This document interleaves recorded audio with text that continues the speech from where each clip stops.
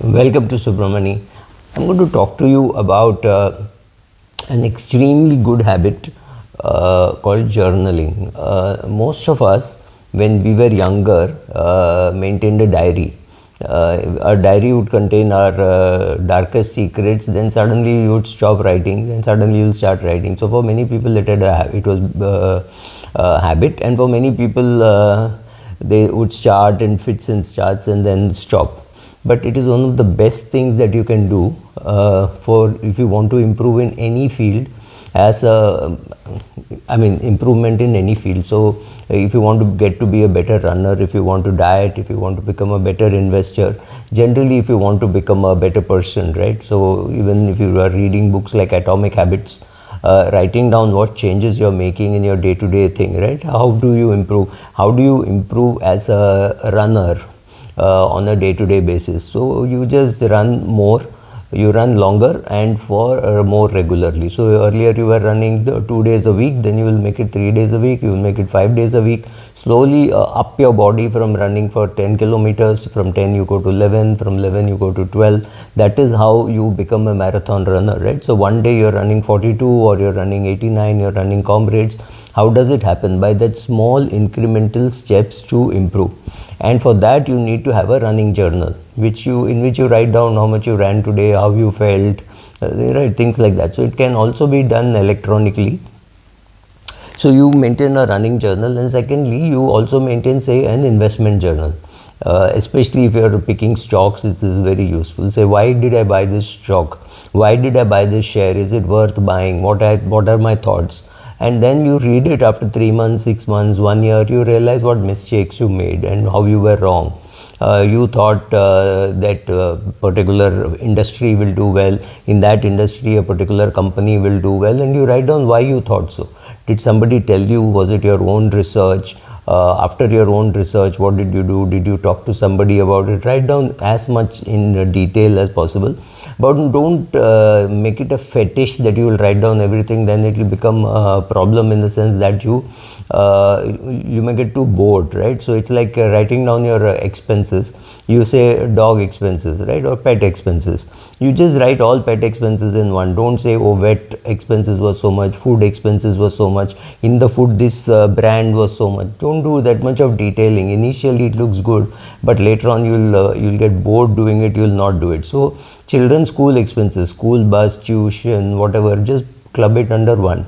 Because the rate of inflation applicable to that is what is you're going to measure tomorrow when you're journaling, right? So you journal your expenses, you journal your whatever field you want to improve. As an investor, you maintain a journal, you maintain a food journal if you want to have a proper diet, and say how much of carbs you ate and how much of fat and how much of protein, right? Today, luckily for us, all these apps are available, right?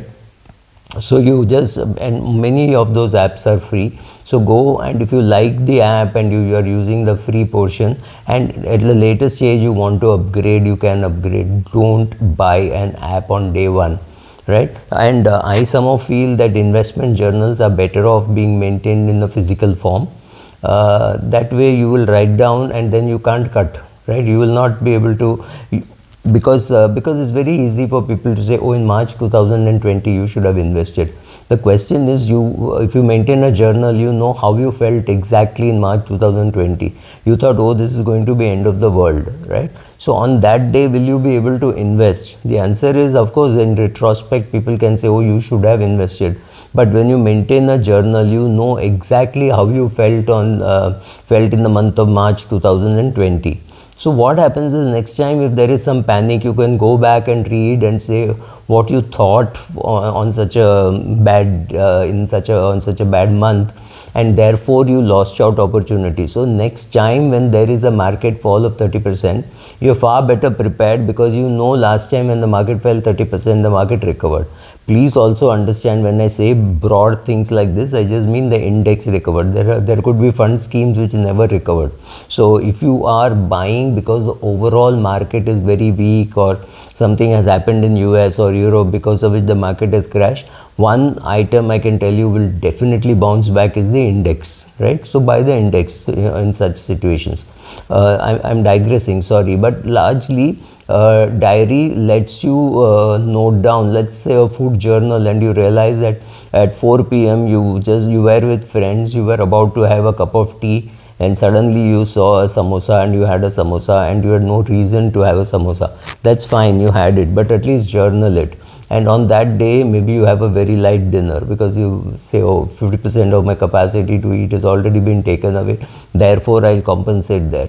By writing down, you know whether you are an emotional spender, whether you are an emotional eater, right? What makes you eat? Are you drinking because you're with friends and you want to stop drinking? Then you say, okay, Thursdays and Saturdays I don't drink. So 2 days are eliminated, and largely many parties would happen on a Saturday. Right, so you say, no, Hanuman ji ka vrat hai and I don't drink on Saturdays. Perfectly all right, whatever it is. So you at least are measuring what you're doing. How many times in a month are you going out with friends and drinking? And you want to cut it down. I'm not being judgmental. I'm just saying you want to cut it down. Then say, oh, most of the drinking happens on Saturday, so therefore this Saturday vrat, right, or something like that. Or similarly, while it comes to eating, you say, oh, I'm an emotional eater, so I will make sure that evening 4 o'clock I don't get hungry, so let me push my dinner from 1:30 to 2:30, right, or something like that, and therefore at 4 o'clock I won't be hungry, and at 5:30 I will have one protein biscuit, or I will have an apple or something like that, and I will have an early dinner, and I'll go to bed early. By changing some of these things, why were you able to make these changes? Because you had a food journal where you were writing down your emotions also.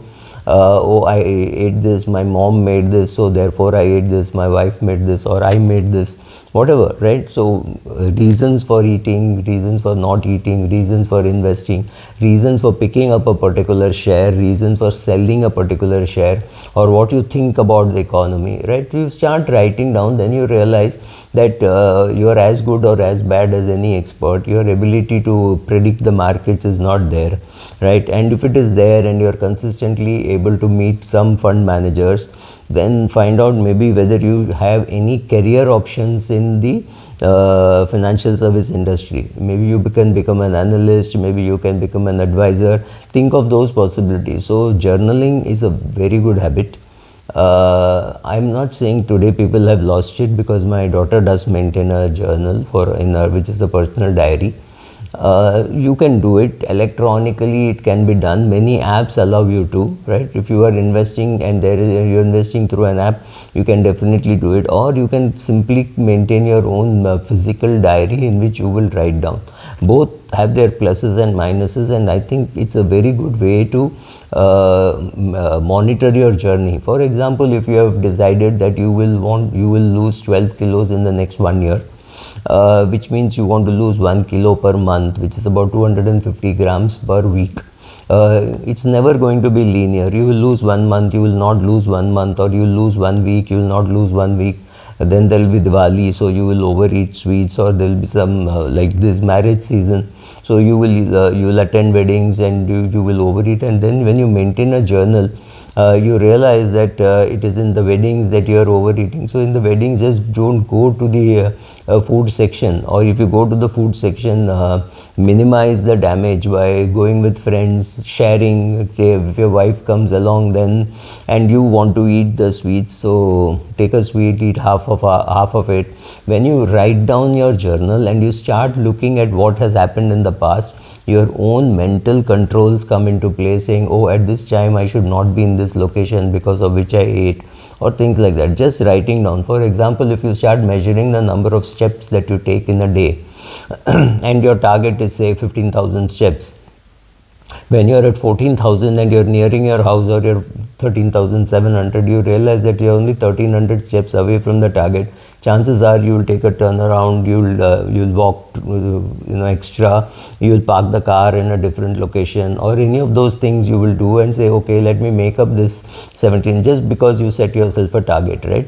You set yourself a target that I want to do 15,000 steps. When you're at 13,500, psychologically you want to fill up that 1,500 steps that you have missed, right?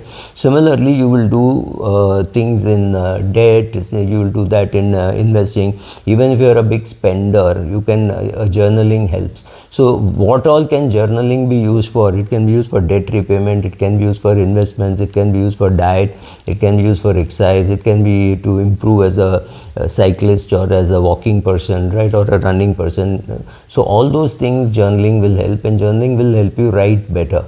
And maybe then you could start a YouTube channel with all your journals. Thank you.